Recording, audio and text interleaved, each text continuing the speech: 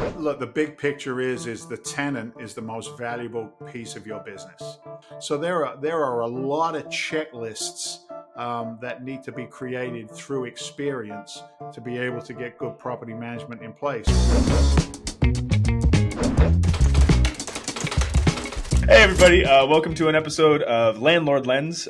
Today we've got an interview with Dave Seymour, who you might recognize from television. He was on the hit A&E show Flipping Boston, which the New York Times reported. I was reading before our call, Dave, that it had the highest ratings for A&E ever on the first time it aired, which is pretty awesome. He now runs a fund called the Legacy Alliance, helping investors secure a legacy for their future through a variety of alternative investments, but mainly multifamily investments. And he helps manage those as well. So Dave, welcome. Hi, how are you? Thanks, John. I'll be gentle with you. I just want everybody to know John's a little skittish today because he doesn't have a producer. So we're going to be gentle with you. Everything will be fine, I promise. Thank you, Dave. I really appreciate it. I'm getting a little sweaty over here with all the buttons and knobs. I'd love to hear a little bit about how you approach team building, especially in your early time when you were doing single family stuff. Like, how did you know you needed one from the seminar and you started then? Did you learn some lessons that pulled them in? Like, how'd that look? The seminar industry would give you a somewhat vague blueprint, to be frank. Okay. Go build your power team. Oh, okay, who's that? And it was always the coach was number one, or your mentor, which is true. But why was that always number one? Because I'd have to pay for it. Right? that would be another investment. And I'm okay with that as long as they are practicing what they preach. They're implementing the systems. So, that team building is absolutely following somebody who's been where you want to be. That they become incredibly valuable to you because they're there for emotional support, business support, system support. So the mentor, and then your legal team, your accountant, your attorney, they're obviously critical. In Massachusetts, we're what you call a legal state with real estate, meaning that we can't just use a title company. We got to go to an attorney, and the attorneys will transact for you. And when you're new, I mean, that's some serious fear factor right there. And one of the other things, one of the best tips I got, and I share all the time, is you want to be able to surround yourself with entrepreneurs, not entrepreneurs. And entrepreneurs, I'll give you a perfect example. And you've met them in life. We all have. Love them, don't hurt them, just love on them, and then let them go. Is the person who wants to ask you a question so that they can tell you the answer. So much ego in the industry, right? You got these big dudes who have been digging ditches one way for 30 years. They know everything. And you come in there as a youngster or a beginner in this industry, you better be educated, man. You better have a platform that you feel solid on, right? Your faith, your business, your education, your family, going on to Mary Beth, and she's like, oof. And I'm like, yeah, it's on my face. So building a team of like-minded individuals, people who understand the vision and the goal. And the hardest part is when you get to that position of actually hiring people in, if you're bringing in a real company, hire slow and fire fast. And understand, again, not a moral issue. This is business. I've got investors who are relying upon this company. I've got financiers who are relying upon this company. I've got business partners. And if there is something that's, cancerous pulling down the team, right, you get as many chances as you get, and then you got to move on. So yeah, those are some of the things that are important in team building for us. One thing when I hear folks talk about building a team in real estate, a lot of times they just say those three words, build a team. And I think you've done a really good job here, not only clarifying who those people are and the kinds of credentials you actually need on your phone, right, to call. But also what to look for in them. And I wonder if is there a story that comes to mind about a realtor, lawyer, an accountant that you'd had that you ended up moving away from because they were entrepreneurs maybe, or they were a drain, right? Or do you have a story like that? Look, let's go to distressed assets. Okay. Okay. Yeah. There was a massive amount of REOs, obviously, that came into the marketplace during the crash. And And for our audience, what is an REO? real estate owned, bank owned property. Okay. So during the financial crash, the subprime lending, the adjustable rate mortgages, if you Right. had a pulse, you could get a loan. It was a really egregious time for realtors and mortgage brokers to just massively suck as much money out of the market as they could. Um, the rules were in place. Try and not make it moral, David. I try, but the rules were in place that people could operate without consideration of the end user, the investors. So Right. what was interesting is going into that period of time, I'd be looking at houses that had all the hardwood floors were buckled because the house had been abandoned. There was pigeon poop all over the place. There was crack pipes in the corner. There's fecal treacle dribbling down the walls. I mean, think of the Yeah. nastiest environments. And those are the things that got me excited, right? I Yeah. mean, Yeah. mold is gold, lead paint, love it, bring it on, because I know I'm going to get massive discounts. But it was incredibly challenging to go in with the 45 to 60-year-old female realtor in the high heel shoes and the Mercedes Benz, perfectly done face and hair, walking in and start telling me about hardwood floors and do this with the kitchen and that with the kitchen and blah, blah, blah, blah, blah. And then I give them an offer based on what the market is telling me. And you would think I just insulted her, all the generations before her, all the generations afterwards, because they were clueless. They were the breakage in the processes, because she said to me one time, REO, what's an Yeah. REO? Is that a real estate office? I'm like, no, ma'am, it's REO, real estate owned. This is a bank owned asset. Oh, I don't know. I just got it as a listing from one of my other girls in the office. I don't know what it is. Like those kinds of relationships, you're not going to row together, man. Yeah. You can build massive loyalty in any team member if you understand and listen hard as to what it is that makes them tick, right? What are their goals? Most people would just say, hey, give them more money. No, that's really not it. I'll give you an example. Every house, I'll go back to the house flipping days because it fits. Every house I ever flipped, I would always put the materials on one of my Amex cards. So if I'm banging out 50, 60, 100 grand on an Amex card, that gives you some real nice points and benefits on the back end of your card. Yeah. So at the end of every job, I'd find one or two of my guys that were doing the work. And there was one guy in particular, his name was Al, a super dude, came right out of college into a construction crew that I work with. And I'd look at him, I go, Al, if you closed your eyes and you opened them and there was a brand new tool in front of you, what would it be, brother? He go, oh, dude, if I could get a new 12-inch chop saw, Milwaukee on a sliding with the stand, oh man, I'd crush it, right? I go, oh, that's cool. The next day, there'd be one waiting for him. You know what I mean? There'd be one waiting for him. That dude never forgot that. It cost me next to nothing because I bought it in points. I need a new screw gun, or I need my saw's all shit to bed. Whatever it was. Let the guys know that they're loved. Yeah. Don't ever forget. That on the way up and on the way down, you meet everybody, man. Always. I bought more favors by pulling up to the job site with a half a dozen cheese pizzas and a couple of 2-liter bottles of Coke than I did on anything else. Anything else. So what I heard there, and there are two really interesting pieces that I'll bounce back is first, you got to get folks on your team, because obviously these folks are also related to the real estate market. If they're not aware of the market and what it's actually doing, they're, especially if they put themselves ahead of that understanding, that's going to be a really challenging person to work with, especially if you want to be agile and take advantage of the market as it is. For second, sure. an idea you referenced earlier is this idea of depositing into others' accounts quickly and relatively often, especially if they're doing good stuff.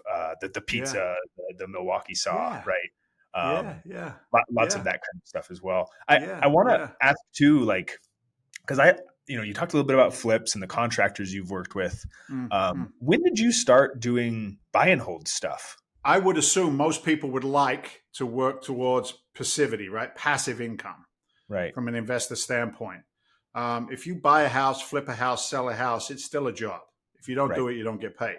So as you know, my own debt and my own life changed, the radar then starts to go up and say, okay, well, what else is out there in the real estate marketplace? So within, I would say, a couple of years of flipping houses, we land the TV show Flipping Boston, there's more Right. exposure. Then you start to buy and hold, right? And I bought and hold properties in the market that I knew best, which was the city I served as a firefighter. And it was tough. I mean, this wasn't Beverly Hills, this wasn't Connecticut, this wasn't Greenwich, it wasn't, the nicer parts of LA. This was the hood, but it was Yeah. my hood and I understand it. So I knew how to work tenants. I knew how to not be scared of a tenant profile. So I started a few there. Then I bought a 6 flat in the south side of Chicago through another investor. I've got scars, right? Those scars are Yeah. good for my investors later on. So we held some stuff there, and then really for my own personal portfolio, I picked up maybe 60 to 100 at any one time doors in Maine, and the market in Maine that we were in again was a tougher market. But I had a business partner who lived in that market who had massive property management skill sets. Okay. So what we did was I would get the loans off of my tax returns. We'd buy the asset cash and then refinance. We'd buy the asset cash and then refinance into a bank loan as long as it cash flowed afterwards. And that worked really well. And we exited out of that portfolio probably, what are we in 25 now? So we probably got out of there just before COVID. Okay. And it was an infinite return because at the end of the day, we didn't use any of our own money because we cashed it out as quick as we could. If you buy them right, you can do 100% bank financing on the back end because it's a refinance. You don't have to leave any of your own money in there. So, we fine-tuned that quite nicely, exit out of there. And then, during COVID, everybody kind of sat still for a while. And then we built the fund and started moving in the direction that we're in today. So it's always ongoing. I got a call this morning. Hey, Dave, I can buy a 3-decker in East Boston. 3-decker is a 3-family. Okay. A 3-unit property in East Boston for $1 million. I do a market analysis quickly. And these things don't get my blood flow, like my heart rate doesn't go up because I've done it so many times. Yeah. I go in there, it's got a true market value of around 1.4, 1.5. Wow. I then run it as a condo conversion for 3 condos. And if I run them as 3 condos, I've probably got a 40% return profile sitting in front of me because I can sell each of those condos for 750, 800, drop 200 into each one. So now I'm into 1.6, right? And I've got a 2.4 exit number. I think we'll probably do that deal. You know what I mean? Yeah. Yeah. We might do that one. Could you talk a little bit about your challenges around tenant management? You've referenced them a couple times, right? As being a good tenant. What does that mean? Being a good landlord relating to tenants. Could you talk a little bit about how you've approached that in the past and lessons learned?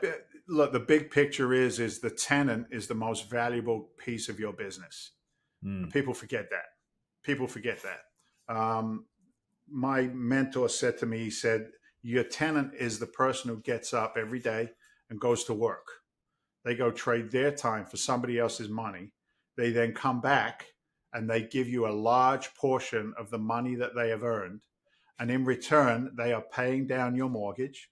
They are paying down your expenses on the asset. They're allowing you to build equity over time. And they are the ones that have the most potential to create financial independence for you. Now, how are you treating that? How are you treating them? Are they the top of the priority? And when you think of it that way, you better be there in every capacity you can to serve them as well as you can, right? We're in the people business. It just happens to be that sticks and bricks are the mechanism that we use to serve those people. So finding as your business grows, maybe 10 units and above, you're probably going to want to put a property management company in there. And and do your research. I want referrals. I want referrals from tenants that they've managed. I want referrals from other investors that they've managed their portfolio. I want to see their systems. I don't have to understand it all, but I want to see it.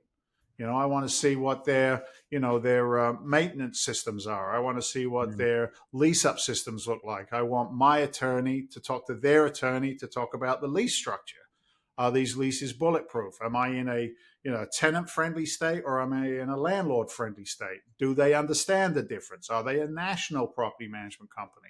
So there are a lot of checklists that need to be created through experience to be able to get good property management in place. And if you choose to do it yourself, I refer again to one of the best mentors I ever had around me, a gentleman by the name of Tham Merrill. And Tham Merrill said one time, he said, if you do anything more than once in your business, you document that and create a system around it. You don't go back and keep on doing it because now if I document the things that I've done more than once identically in my business, I now begin to create an SOP, a standard operating procedure, so that I can remove myself from the business and put somebody else in that position. I call up John and say, John, you're a property manager. Here's our SOPs for property managing our assets. This is how we do it. I want you to follow this. And if you think you can improve upon that, I'd love to hear how you can do that, right? But now I've got documentation to support it. But the tenant is always number one. If you're in Hispanic communities, if you've got a big Hispanic tenant base, make sure there's a lot of outdoor facilities for them. They love to cook out. They're family oriented. They're community oriented. In other parts of the country, I don't know, Minneapolis, where it's cold, people don't care if there's a grill outside. You know what I mean? They just want to make sure their TV cable's got really good Wi-Fi. Whatever. I'm just, I'm being kind of flip, but you get the idea, right? Understand your tenant base and then serve them well. Yeah. That's terrific. I really appreciate you going into that. Okay. So Legacy Alliance, the latest chapter in the career. Tell us about it. Like what's the kind of work you do there? So Legacy Alliance is an affiliation with a guy that I genuinely love. His name is DC Fawcett.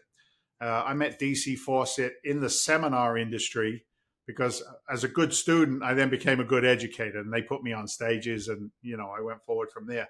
So my 5 people that I hung around with changed dramatically. And DC Fawcett started as a house flipper, and then what DC Fawcett did was he's that introvert personality, highly intelligent. He loved being on the backside of the computer, and he became one of the best, I believe, internet marketers in the country. So an internet marketer, there's affiliate marketing, there's direct marketing, direct sales marketing. There's so many different avenues in there. And I met DC at an event. We got to catch up a couple of years back, and we were talking about marketing. And I said to DC, I said, dude, I've been burned so many times in my career with marketing companies who promise X, Y, Z, right? I'll get you in the first 5 places with search engine optimization when somebody Googles X, Y, and Z. It doesn't work, man. It doesn't work. And an online reputation build takes time. So I said to DC, I said, how about this? How about we both own a piece of each other's business? Let's create an informational business, an education business. I don't want it to be cheesy. I don't want it to be, run to the back of the room with your credit card and spend $1,000 on BS in a box. I'm not interested in that. I said, I want to build out a really strong education platform that teaches people property management, underwriting for multifamily assets, how to get into the multifamily marketplace, various acquisition techniques, finance techniques. Let's get these folks going and build something out. Yes, there's an investment for that. It's a lot less than the $27,000 I invested, 15 years ago, I'm glad to say. But we can now deliver that quality of an education platform to anybody who's interested in learning the business. What we also find is that some people, depending on where they are in their life, in their cycle, whatever season they're in, some people learn it and then they go, I don't want to do that. Will you invest my capital instead? So they become investors with us. Some people say, I want to learn it. I'm not confident in access to capital. And we will then say to them, well, look, let me see those deals. If those deals make sense, if they're underwritten, if you followed our format, we may very well go to our capital partners and we'll partner with you on these deals if they make sense, and we'll capitalize them. So there's a couple of avenues that these people can monetize within the education platform of Legacy Alliance. So that's where we're at. It's kind of like a Trojan horse to get to investor capital, but at the same time, if it's built off of fundamentals, it's built with great intent. You know, you're never going to see me standing in front of somebody else's private jet, you know, getting out of a Rolls Royce going, money. No, that's not it, man. I don't have a tattooed head. I don't have a bunch of ladies in bikinis behind me. You know, I'm happy with the one lady, the one who saved my life. And, you know, things are good. So that's Legacy Alliance in a nutshell. There's a lot of free content. And then for the right people who want to invest a couple of bucks, we'll bring them on board and, you know, one-on-one with them, work with them. We'll do a 3-day class with them, and we'll get them up and running so that they have confidence in this business and what it can do for them. That's terrific. That's awesome. So it's almost an education platform for sure, but also this network, right? Of for sure, provide a lot of clarity. Funding in some cases sounds like, and then also potentially a new way to put some capital in the market if you happen to be capitalized with it. Yeah. Awesome. It's kind of interesting because when you dive deep into it, we have a piece that we put together. It's called Inflation Nation, and it's basically a breakdown of finance right now. It's a documentary that we filmed down in Florida. And we talk a lot about compensating for the lack of control that the market gives us. Mm-hmm. You know, everybody has been sold the 401k dream, right? It's the number one retirement vehicle in the United States of America.